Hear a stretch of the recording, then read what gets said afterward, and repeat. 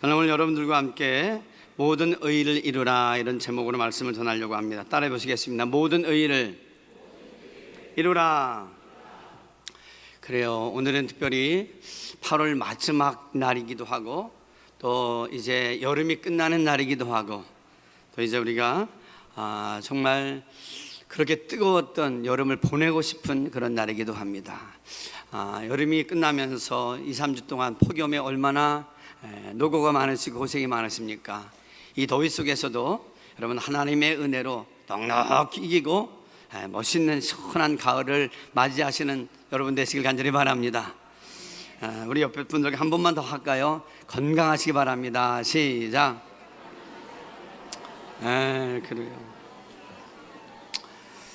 그래요. 참 더위가 지나갈 것 같은데도 불구하고 계속적이 돼서 좀 힘이 들었는데 하나님께서 오늘 또 흐려서 조금 우리를 다독여 주시는데 하나님의 은혜도 이 아침에 우리 심령 가운데 풍성하게 임하는 복된 아침을 되길 간절히 바랍니다. 여러분, 우리가 특별히 오늘은 8월 마지막 날이기도 하지만 우리 교회 가운데 크고 즐거운 날이 행사가 있습니다. 그것이 무엇이죠? 그래요, 침례 예식이 있는 거예요. 여러분, 한 심령이 한 영혼이 온 세상보다 귀하다 그랬는데 오늘 우리 침례 예식을 받는 영혼들을 볼 때에 얼마나 하나님이 기뻐하실까. 또한 그 침례 예식을 지켜보면서 우리 이미 침례를 받은 모든 사람들도 즐거워하고 기뻐하며 격려하고 박수를 보내야 되는 귀한 날인 줄로 믿습니다. 이런 날이 되어지면 어떻게 해요? 이미 받은 사람들은 예전에 하나님께서 내게 은혜 주셔서 침례식에 참여했던 그날을 기억하면서 하나님 내게 그렇게 은혜를 주셨던 날이 있었지 생각하면서 그 은혜의 날이 여러분 그날만이 아니라 하나님 안에서 계속 누리는 그런 은혜가 여러분들에게 있길 간절히 바랍니다. 특별히 여러분, 오늘 우리가 말씀을 전하면서 여러분들에게 혼동이 될까봐 말씀을 하나 전합니다. 어떤 분이 그러더라고요. 목사님, 세례는 뭐고 침례는 뭡니까? 그렇게 묻는 분이 계셨어요. 그래요, 물을 수 있어요. 성경에 보면 세례는 말이 나와요.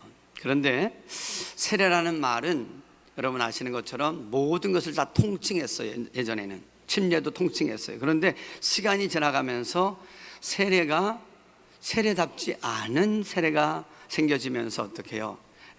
이게 침례라는 말을 우리가 구별해서 쓰게 됩니다. 한번 한자를 통해서 여러분들에게 그 차이점을 말씀드리길 원합니다. 세례라는 말은 원래 씻을 새 그리고 예식례, 그래서 씻는 의식을 의미합니다. 침례는 뭐예요? 한번 읽어봅니다. 시작. 잠길 침, 예식례. 그래서 물속에 잠그는 예식을 의미한다. 여러분, 우리가 정말 지금 많은 교단들 가운데서 이렇게 물을 좀 얼마큼 찍어가지고 머리에 이렇게 올리는 약식의 세례를 하는 교단들이 많이 있습니다. 물론 그것도 우리가 의미 있는 것이에요. 그러나 우리가 다시 한번 이 예식을 잘 생각해 보면 예수와 함께 더러움을 씻을 뿐만 아니라 예수와 함께 물에 잠겨서 같이 예수님과 함께 물에 잠기면서 예수와 함께 죽고 예수와 함께 다시 사는 의미가 있으려고 하면 할 수만 있으면 우리가 침례 예식에 여러분 참여하는 것이 의미가 있습니다. 한번 예수님의 모습을 한번 보여줄까요? 예수님께서 세례 받으신 걸까요? 침례 받으신 건가요? 구체적으로 말하면 세례를 넘어서 침례 받으셨던 거예요. 오늘 16절에 보면 예수님께서 물 위에서 물속에서 올라오시니라는 말씀이 나와요. 그러면 예수님께서 세례를 받으셨다는 거예요? 정확하게 말하면 침례를 받으셨다는 거예요. 침례를 받으셨다는 거예요. 그러나 우리가 살아가다 보면 침례를 받을 수 없는 병상에 누워있는 분들, 그래서 어찌할 수 없는 피치 못한 상황에 있는 사람들을 위해서 우리가 약식의 세례도 우리가 이해할 수 있는 것입니다. 그러나 할 수 있는 한 성경은 우리에게 무엇을 권한다고요? 침례를 권한다는 거예요. 그래서 우리가 할 수만 있는 말도 세례라고 하는 말보다 침례라는 말을 더 쓰게 되는 거죠. 그런 의미에서 오늘 우리가 침례를 주님께서 받으시면서 그 침례 받는 것이 도대체 왜 예수님께서는 받지 않아도 되시는 그 침례를 받으셨을까? 또 그 침례를 우리에게 받으라고 하시는 그 말씀의 뜻은 무엇일까? 우리가 침례를 통해서 붙잡아야 될 하나님의 메시지는 무엇일까를 한번 생각해 보기를 원합니다. 여러분, 하루는 예수님께서 갈릴리를 가시다가 요단강에 내려가셔서 이제 세례 요한에게 침례를 받기를 원하셔요. 그럴 때 침례 요한은 얼마나 놀랐는지, 예수님, 당신은 내게 세례를 베풀어야 되실 분인데 어떻게 내게 침례를 베풀라고 이야기합니까? 나는 당신이 아시는 것처럼 나는 죄인입니다. 당신은 만왕의 왕 되신 하나님의 아들이십니다. 나는 당신의 신발끈을 풀고 매는 것조차도 감당할 수 없는 부족한 죄인에 불과합니다.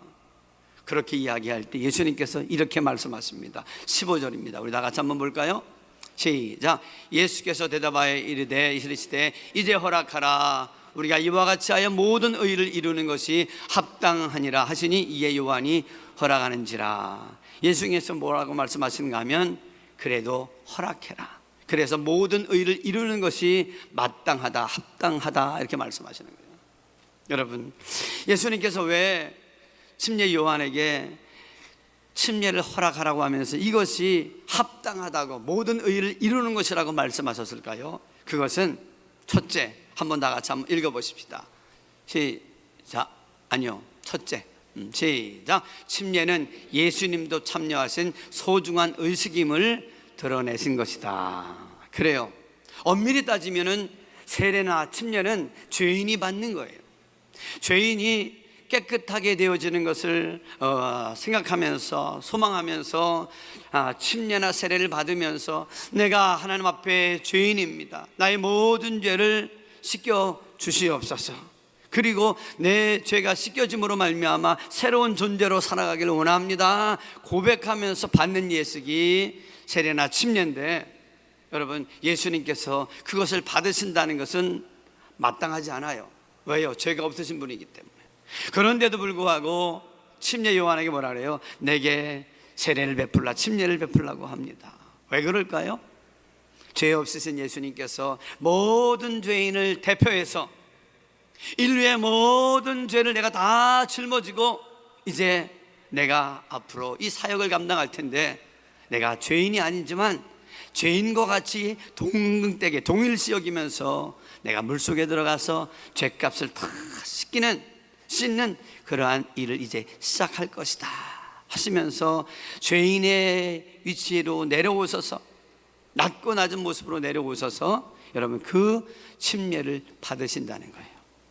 그런데 놀라운 것은 예수님께서 침례를 받으시는 것은 단순한 그러한 세례나 침례를 받는 것만이 아니었다는 거죠. 왜요? 예수님의 이름이 뭐였어요?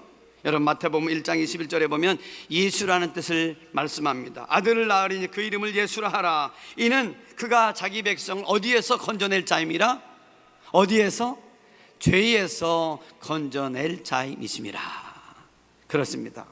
여러분, 예수님의 이름이 우리의 모든 죄를, 모든 인류의 죄를 담당하시고 그 죄 가운데서, 죄는 사망이에요. 죄의 삭은 사망이기 때문에 죄 짓는 모든 사람이 다 죽을 수밖에 없어요. 그런데 예수님께서 죄인들이 받는 그 침례를 받으면서 앞으로 자기가 하실 일을 상징하는 의미가 거기에 담겨 있다는 거예요. 뭐라고요?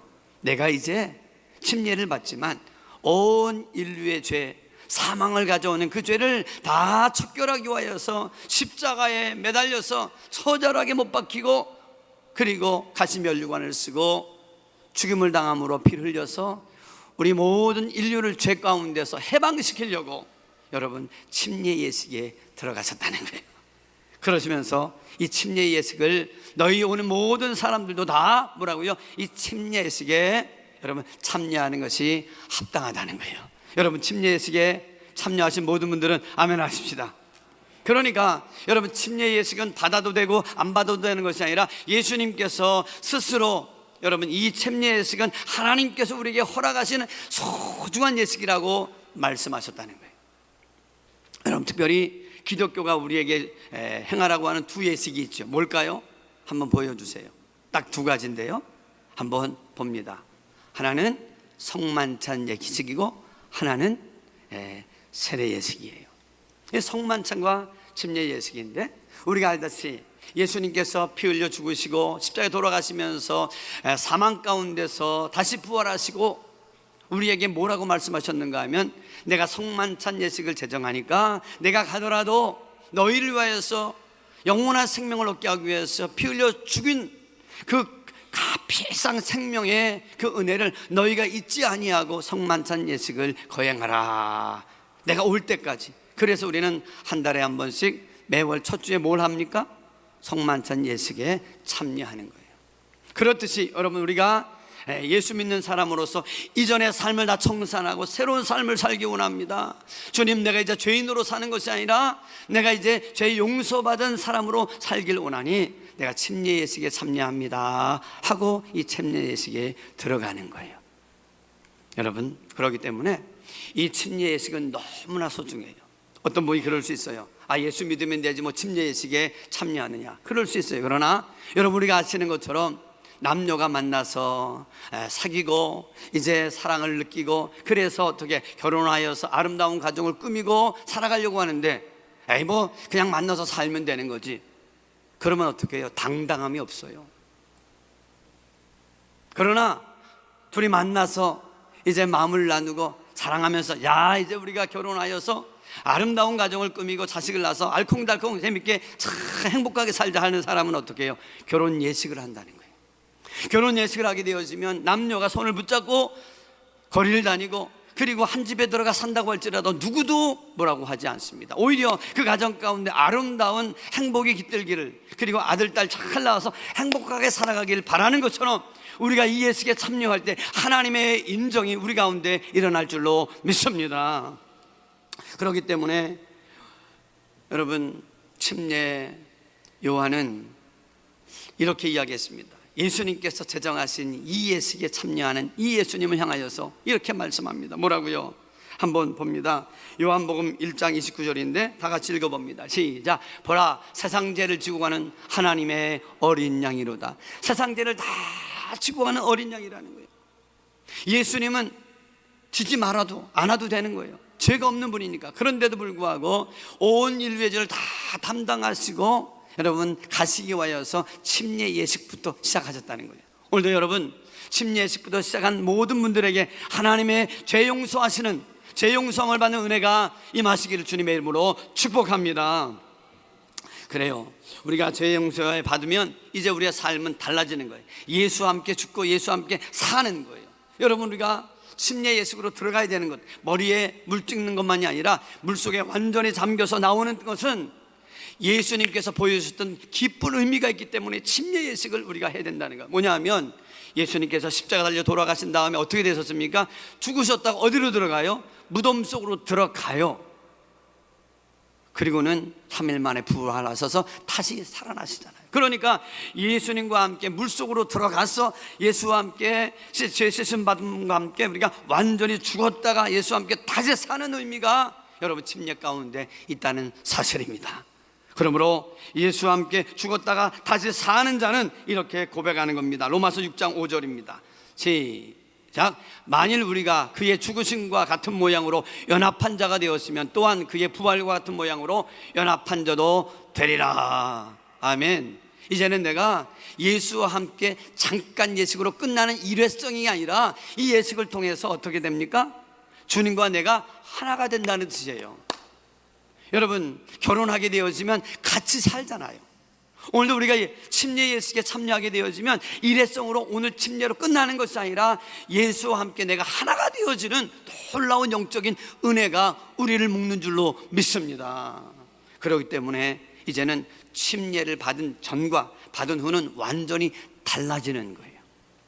여러분, 그렇기 때문에 침례 예식을 받은 사람들은 이제 작은 예수로 살아가는 거예요.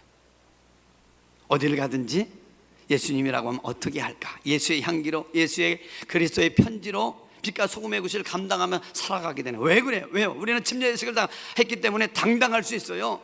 어디 가서 식사를 할 때도 그냥 누가 날 볼 때 그리스도인이라고 할까봐 밥을 먹을 때도 기도도 못하고 눈을 뜨고 그냥 훌러덩 해버리고 마는 그런 신앙의 삶이 아니라 어디에 가든지 누구를 만나든지 나는 누구라고요?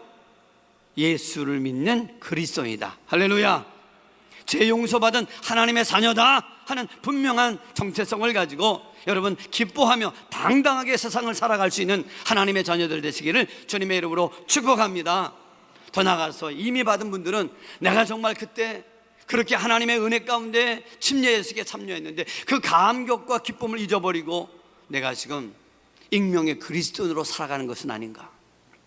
여러분 다시 한번 그때를 기억하면서 하나님이여 나로 하여금 이제 앞으로의 삶을 살아갈 때 당당한 모습으로 세상에 나가서 그리스도의 향기로 편지로 살아갈 수 있는 그런 감격과 흥분과 은혜를 내게 계속되어질 수 있도록 은혜를 더하여 주옵소서 기도하실 수 있기를 간절히 바랍니다. 두 번째로 우리가 또 생각할 수 있는 건 뭐냐면 따라 봅니다. 침례는 하나님의 뜻에 순종하겠다는 의의를 드러내는 결단이다. 그래요. 여러분 생각해 보세요. 예수님은 침례를 받지 않아서 되시는 분인데 오늘 15절을 보면 이렇게 말씀합니다. 15절 다 같이 한번 볼까요? 시작. 예수께서 대답하여 이르시되 이제 허락하라. 우리가 이와 같이 하여 모든 의를 이루는 것이 합당하니라. 여기 보면 주님께서 뭐라 그래요? 따라해 보면 이제 허락하라. 여러분 예수님께서 침례 요한에게 권면합니다. 이제 허락하라. 무슨 얘기입니까? 때가 됐다는 거예요. 하나님의 때가 됐다는 거예요. 나는 지금까지 30세가 되어지도록 한 가정에 장남으로 태어나서 어머니를 돕고 동생들을 돌보면서 살아왔는데 나 나름대로 개인적인 삶이 만족스럽고 행복했다. 그러나 이제 하나님의 때가 되니까 나로 하여금 개인적인 삶을 사생활을 정리하고 공적인 삶으로 나아가서 이 땅 가운데 하나님의 나라를 세우라고 하나님께서 내게 명령하셨다는 거예요. 그렇기 때문에 이제 허락하라는 거예요. 여러분 사생활 조용하게 나 나름대로의 내 개인적인 감정과 만족을 위해서 사는 게 쉽습니까? 아니면 공적인 삶으로 드러내면서 내가 감당해야 할 많은 것들을 어깨에 짊어지고 사는 삶이 쉽습니까? 어떤 게 쉬워요?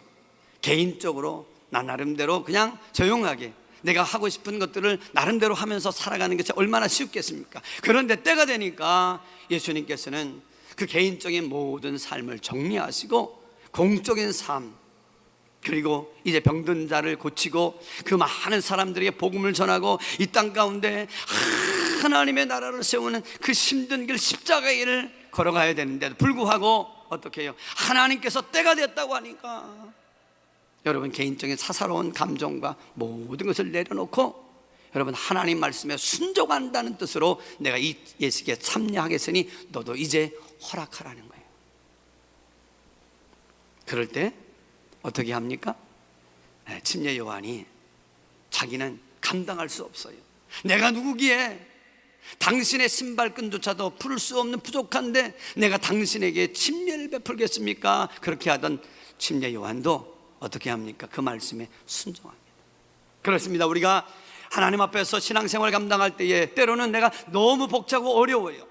내가 감당할 수 없는 일을 하나님이 내게 맡기셔요.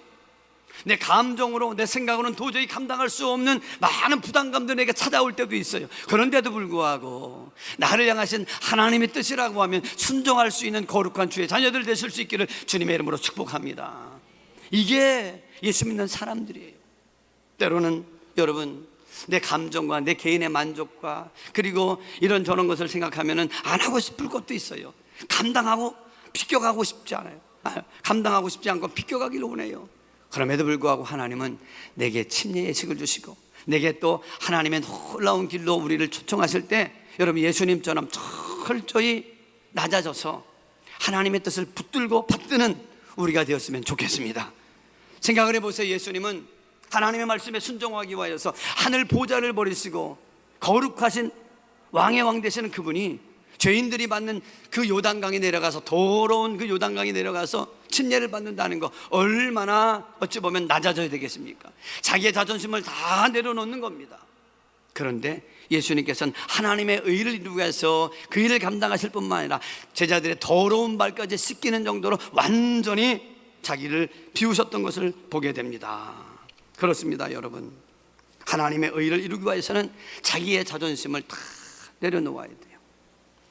누가복음 19장에 보면 세리장이었던 삭개오의 이야기가 나옵니다. 그는 세리 중에서도 세리장이었다는 거예요. 요즘 말로 말하면 국세청장이에요. 이 국세청장이 여러분 권세가 있습니까 없습니까? 요즘에도 보면 어떤 회사가 마음에 안 드는 것 같아 한번 조사가 나가라, 세금 조사 나가면 벌벌 떨잖아요. 왜요? 혹시나 뭐가 꼬투리가 잡힐까 봐. 그런데 이 삭개오는 세리 중에서도 세리장이었으니 얼마나 권세가 있는 거겠습니까? 그런데 그 삭개오는 키가 작았던 것 같아요.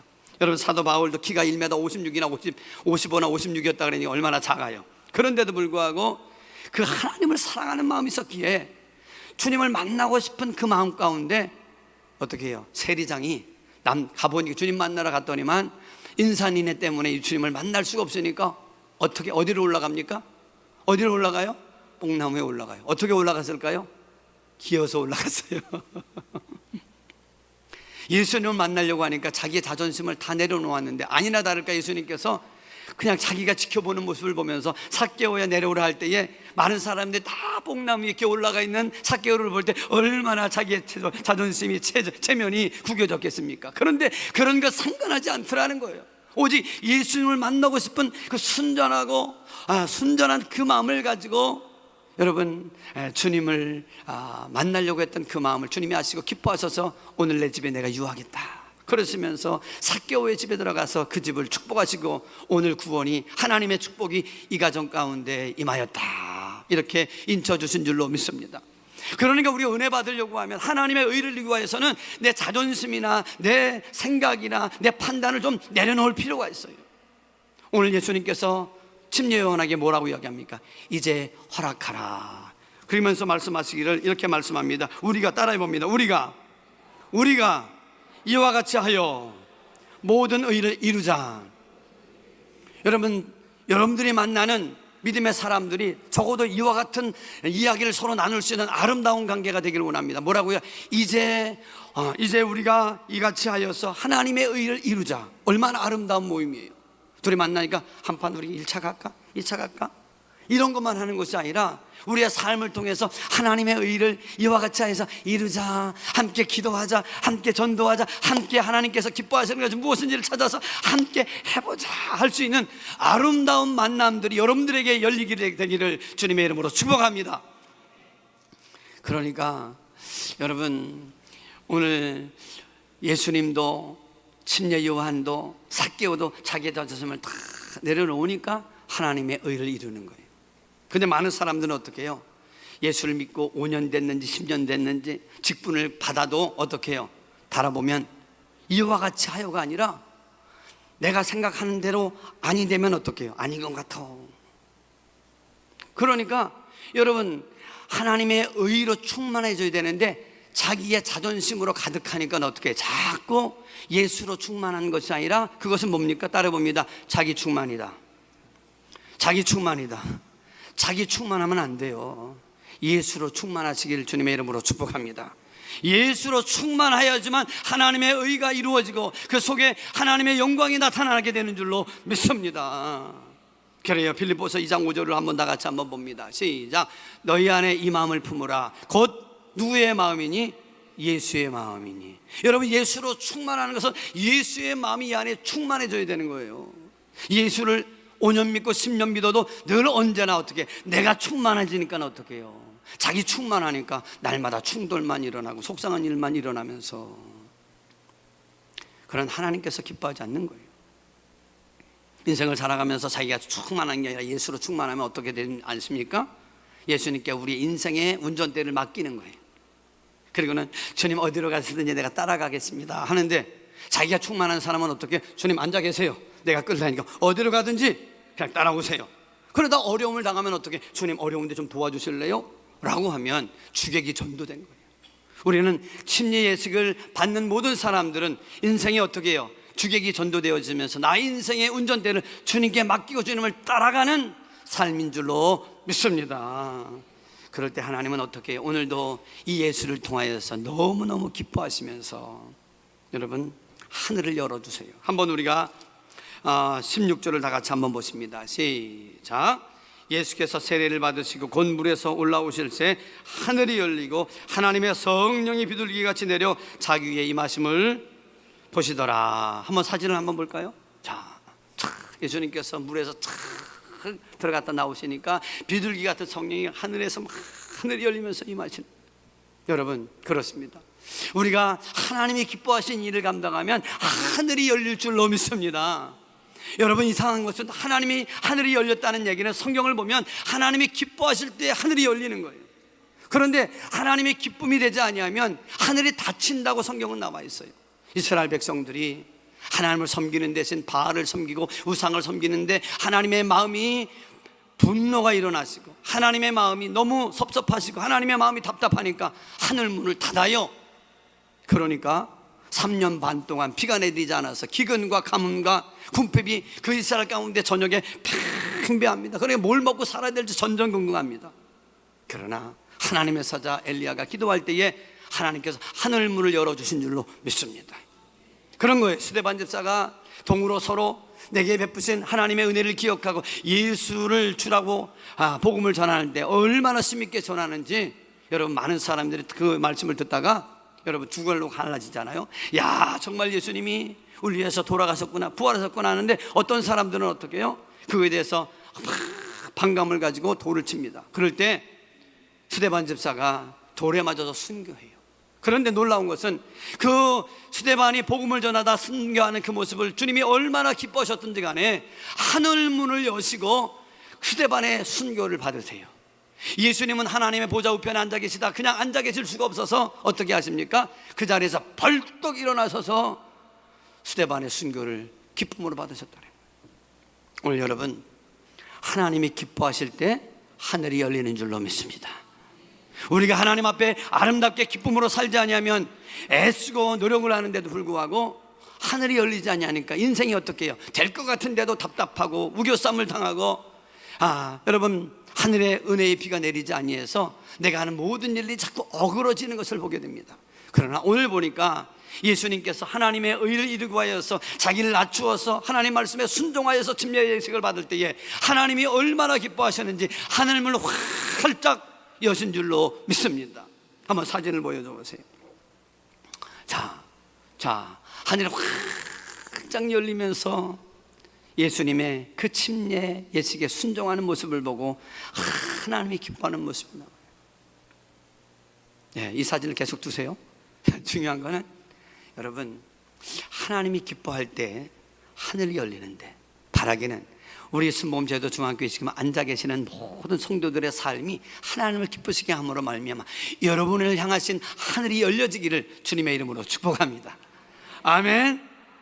여러분, 제가 한 번은 어디를 가는데, 이제 아내와 함께 어디를 가는데 한 청년이 막 골목에서 막 토하는 거예요. 그래서 지나가려고 하다가 뭐 하는 소리야 때문에 술 먹고 그냥 토하는 거예요.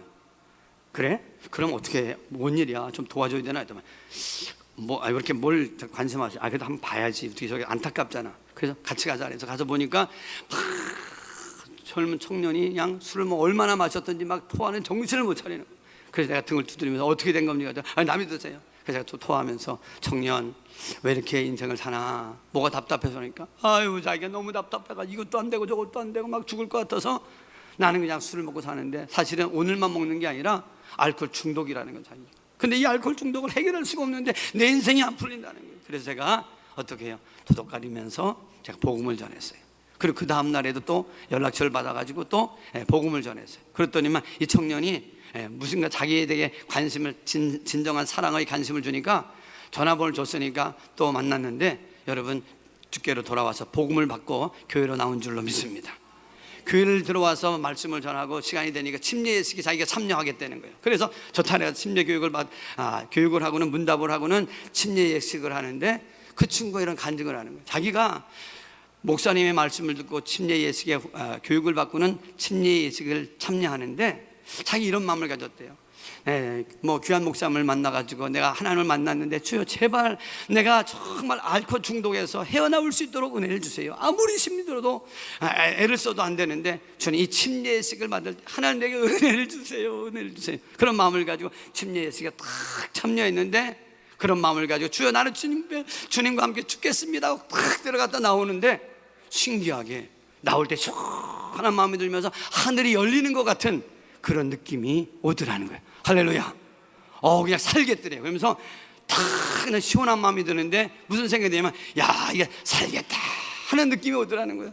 그런데 그 이후로 이상한 일이 생겼어요. 뭐냐면 이상하게 알코올만 봐도 막 구역질이 나고 알코올 먹고 술을 먹고 싶은 마음에 싹 떨어져 나가더래요. 할렐루야. 그러면서 청년이 은혜 받아가지고 찬양을 하는데 얼마나 찬양을 잘하는지 찬양 리더자가 되어서 청년 집사까지 된 줄로 믿습니다. 그래요 여러분, 하나님의 말씀을 듣고 그 말씀에 그렇게 살아보려고 애를 쓰는 사람에게는 여러분 오늘날도 그 청년에게만이 아니라 오늘 예수님에게만이 아니라 여러분 하늘이 열리는 역사가 오늘 이 시간에도 있게 되어질 줄로 믿습니다. 하늘이 열리면 하나님의 지혜가 임하고 비둘기 같은 성령이 임함으로 말미암아 놀라우신 하나님의 은혜가 막 주어지는데 오늘 17절 한번 다 같이 한번 봅니다. 17절 시작. 하늘로부터 소리가 있어 말씀하시되 이는 내 사랑하는 아들이요 내 기뻐하는 자라 하시니라. 할렐루야. 여러분 하늘로부터 하나님의 소리가 있다는 거예요. 이 땅에 살아가면서 우리가 귀가 열려있기 때문에 얼마나 많은 소리를 듣습니까? 내가 또 찾아가서 유튜브를 듣고 뉴스를 듣고 텔레비를 보면서 많은 소리를 듣는데 내가 정말 그 소리를 통해서 힘을 얻고 소망을 얻으며 용기를 얻고 위안을 얻는 것 얼마나 됩니까? 중요한 것은 오늘 우리는 하나님의 자녀로 살아가면서 무엇보다도 하늘로부터 임하는 하나님의 음성과 하나님의 소리를 듣고 살아야 될 줄로 믿습니다. 그게 뭡니까? 여기 보니까 따라 봅니다. 내 사랑하는 아들이요 내 기뻐하는 자라. 이 음성을 들어야 돼요. 이 땅에 살아가는 많은 사람들이 자기가 누구인지를 몰라서 방황하고 살아가는 거예요. 그 친구도 나중에 알고 보니까 아픔이 있어요. 가정에 그것이 쌓이다 보니까 술로 배웠고 술로 인하여서 뭘 풀려고 했는데 안 됐던 거예요. 여러분 마찬가지 인생을 살다 보면 가정에도 문제가 생기고 그리고 사업에도 문제가 생기면서 사람들이 이렇게 얘기한다는 거예요. 저 바보 같은 게, 저 멍토리 같은 게, 멍텅구리 같은 게, 제가 하는 거는 뭐가 되는 게 없어. 뭘로 판단하고 비판하고 평가하는 그것 때문에 듣다 보니까 어느 날 그게 자기인 줄 알고 스트레스 받고 화가 나기 시작하는 거예요. 요즘에도 SNS나 유튜브를 통해서 얼마나 많은 사람들이 댓글 통해서 사람들을 공격합니까? 그러면 맨 처음에는 아이고 내버려도 하다가도 어떡해요. 그게 신경이 쓰이다가 결국 무너지면서 어떤 사람들은 그걸 감당을 못해가지고 생명을 끊는 일까지 있습니까? 없습니까? 있잖아요. 왜 그래요? 그들은 그들의 소리에 자기 인생을 맡겨버리기 때문에 그래요. 우리는 그들의 평가가 우리를 결정하는 게 아니에요. 우리는 우리를 지으신 창조주 하나님께서 말씀하시는 것이 우리의 정체성이고 그 하나님의 말씀을 붙들고 살아가야 될 하나님의 자녀인 줄로 믿습니다. 그렇다고 하면 따라 봅니다. 나는 창조주 하나님의 사랑받는 아들이요 딸이다. 남자는 아들이다, 여자는 딸이다. 시작. 나는 하나님의 사랑받는 아들이다, 딸이다. 할렐루야. 우리 아빠 당신은 창조주 하나님의 사랑받는 딸입니다, 아들입니다. 우리 한번 격려해 주시기 바랍니다.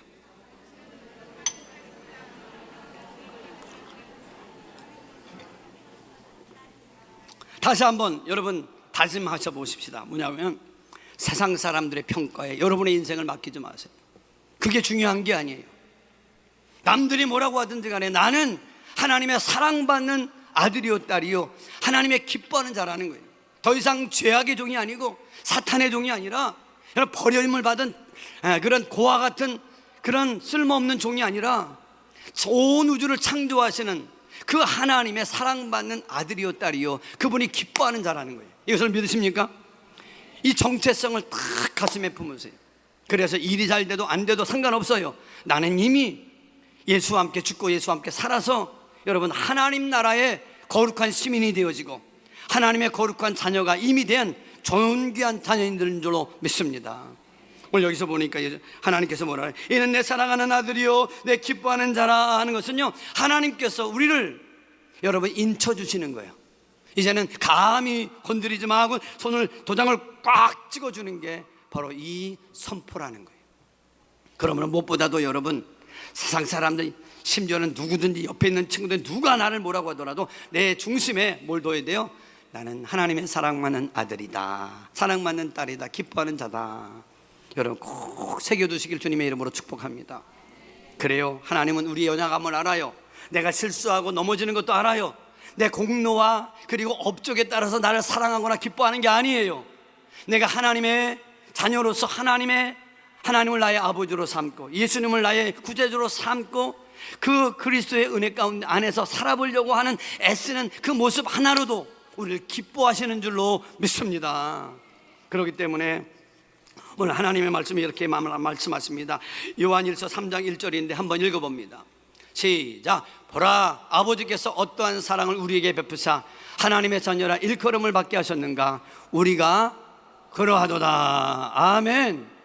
그런 거예요. 어떠한 사랑을 받았는지 이제는 여러분들은 아시잖아요. 나 한 사람 때문에 여러분 독생자 예수를 이 땅 가운데 보내시면서 처절하게 죽이시까지 여러분 그 값을 치르면서 우리를 하나님의 자녀 삼아주시는 말로 다 할 수 없는 하나님의 크신 사랑이 우리를 여기에 있게 하신 줄로 믿습니다. 그러니까 주눅 들지 마세요. 여러분 어떤 말에 기죽지 마세요. 어떤 말에 넘어지지 마세요. 오직 나는 하나님의 사랑받는 존귀한 하나님의 자녀라는 의식을 가지고 이 험한 세상 가운데서 당당하게 살아가는 하나님의 종들 되길 주의 이름으로 축원합니다. 결론의 말씀을 드립니다. 사랑하는 성도 여러분, 오늘 우리가 침례를 받으시는 분들, 또 이미 침례를 받은 분들은 우리가 침례의식에 참여했다는 것은 물속에 한번 들어갔다 나왔다고 하는 단순한 것이 아니에요. 거기에는요 주님과 함께 우리가 하나가 되어진, 연합되어지는 그러한 의미가 있고, 그리고 예수님이 진정 나의 구원자가 되어주신다고 하는 깊은 의미가 거기 담겨 있을 뿐만 아니라 침례는 옛사람이 죽고 내가 새 사람으로 주님과 함께 다시 사는 새로운 존재가 되어지는 그러한 의미입니다. 아까 제가 소개했던 그 청년이 이런 얘기를 하더라고요. 목사님, 내가 침례받았던 그날은요 이전에 과거에 알코올 중독자가 되었던 그 사람의 사망 날짜, 장례 날짜입니다. 그런데 이제 침례를 받고 나온 그 이후부터는 내가 하나님의 자녀로 새롭게 태어난 그러한 날입니다. 영적인 생일입니다. 그러더라고요. 그래서 내가 그래 앞으로도 잘 살자 그렇게 격려했던 기억이 납니다. 그렇습니다. 이제 여러분들에게 말씀합니다. 여러분 하늘이 열리는 인생을 살아야 돼요. 하늘이 닫힌 인생 살면 고루 아주 정말 답답합니다. 이제는 하나님이 인정하시는 하늘이 열리는 인생은 어떻게 살아야 되느냐. 여러분 주님께 순종하고, 그리고 내 자존심을 다 내려놓고 세상 가치관을 붙들고 살지 말고 하나님의 말씀을 붙들고 살면서 내가 좀 부족해도 연약해도 내 마음에 맞지 않아도 하나님의 뜻이며 순종하는 예수님의 모습을 따라 살아가려고 할 때 하나님께서 성령을 통해서 힘 주시고 능력 주셔서 아름다운 삶을 살아가는 그런 삶이 되는 줄로 믿습니다. 그런 사람에게는 이런 결심이 있어야 돼요. 따라해봅니다. 주님 뜻대로 살기로 했네. 뒤돌아서지 않겠네. 아멘입니까? 영어로 하면 I have decided to follow Jesus. No turning back, no turning back. 다시는 세상 죄악 세상으로 돌아가지 않겠다는 거예요. 이제는 여러분 거룩한 하나님의 자녀로 이제는 주님 뜻 안에서 주님 뜻대로 살아가는 멋쟁이들이 다 되실 수 있기를 주님의 이름으로 축복합니다.